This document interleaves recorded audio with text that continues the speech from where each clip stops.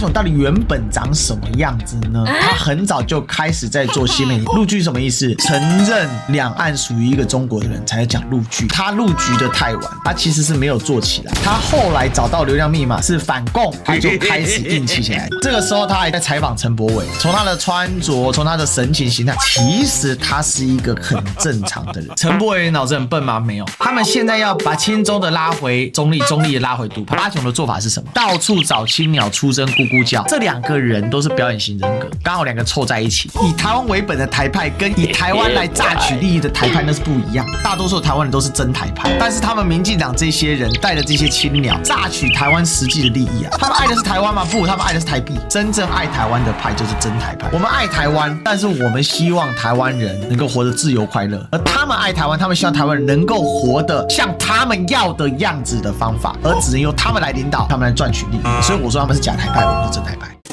Ladies and gentlemen, welcome the host.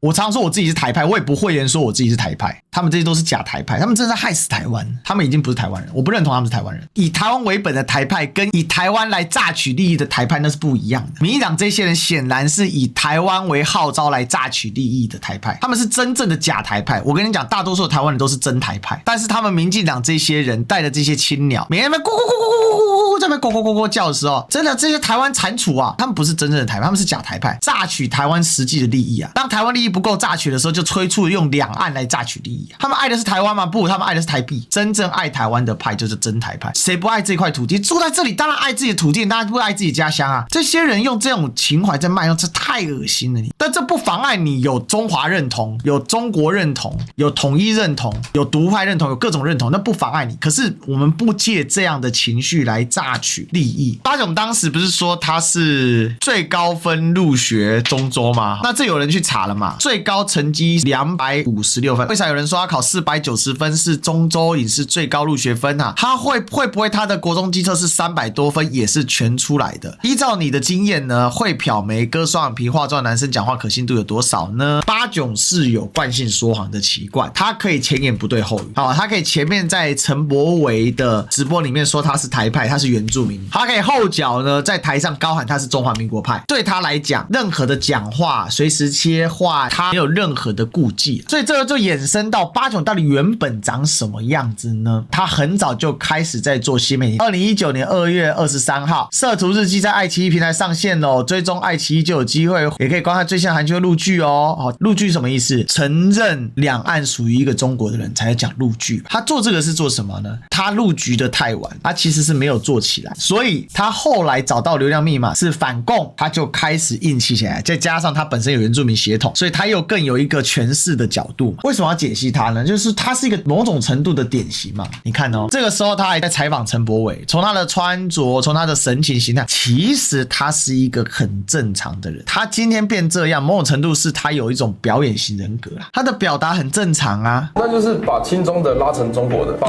中立的拉成亲中的，把独派拉成中立，这个叫做各个击破。在台湾被说是独派的我们这一群人，应该要有同样的智慧来反击。陈柏惟脑子很笨吗？没有。可是他们的做法，他们现在要把亲中的拉回中立，中立的拉回独派。那你看八囧的做法是什么？到处找青鸟出征，咕咕叫。所以你知道吗？这两个人都是表演型人格，刚好两个凑在一起。外公是就是跟国民党一起坐船逃难来台湾的。我跟他们吃饭，他说外公是跟国民党一起逃难来台湾的。所以你看哦，这些人都有外省人的背景，反而是非常台独。这其实也是民进党这几年很有趣的现象。跟中国不一样是目前台湾人最大的共识。那至于怎么不一样，是一个中国两个制度，一个中国两个政府，那个是那一倍的不一样。可是我们只要拉出来，好，我们先确定一件事情，台湾跟中国不一样。如果台湾跟中国是一样，那真的没得谈。所以这就是八囧跟陈柏惟最大的差距。陈柏惟对于这一些台派独派的理论，在他的从政历练过程中，在基进党的训练过程中，他是有一个基础的能力在的。他是很清楚什么东西叫台派，什么东西叫独派，什么叫一样，什么叫不一样，什么是连一国两府，什么是两岸一中之类的，他是很清楚的。你刚才看他就是这样。但不是你们捅我，所以我就要三民主义反攻大陆，没有那么无聊。统战是要把台湾变成中国，我们只要台湾跟中国不一样就好了。当陈柏惟可以侃侃而谈出他对意识形态如何的去跟人家论述的时候，国民党多久没做这种事情？他可是很清楚，而且他知道怎么让一般老百姓懂了之后，他可以把人争取过来他这边。这他还在激进党的时候。朋友的做法是这样，你参考啊。他说：“爸，你要投给国民党，你要投给韩国瑜，我去结账。哦，我没有办法让我的小孩子活在韩国瑜总统下了。”我们民主社会投票投到变成情的哦，这是一个非常可笑的一个事情。你可以劝说嘛，但是我觉得不会用伤害自己，还用各种方法去威胁他，去情勒他。但是搞民粹，你知道吗？所以你知道台派独派在论述的时候，他们都强制的带有很强的一种强制性，要么情勒，要么搞类戒严，也就是强迫你不能做某件事。我认为身边都会遇到1、2个深蓝的长辈，那有些人认为要情绪勒索，我觉得这个可能也是一种方法。他同意情绪勒索这种方法。我们要花更大力量去跟中间选民沟通。我们做，你看啊，这时候他还可以做到跟中间选民沟通，一个可以影响别人的人了。那韩国瑜已经有把其实3Q 哥是可以正常的，这些人弄成也可以影响别人在拉票的那一群。我们这样子对干真是没有用。那为什么两边影响别人？因为有一群人还没被影响，所以我们要把力气花在他明明知道自己是台湾人，可是他也觉得有些预设的事情好像理所当然，就国民党应该要存在，民主自由包含2个政党，政党政治就是这个不能一党独大。他认为政党政治不能一党独大，所以这个就有趣了。在他们的论述里面呢，他们讲的是民主，但他们身带威权。正常民主国家的假设，应该要去跟他讲，国民党为什么不能够存在？那我想才有进一步讨论空间。至于他就是铁了心要投韩国瑜的，你要结扎，他说不定要帮你出钱呢。哇！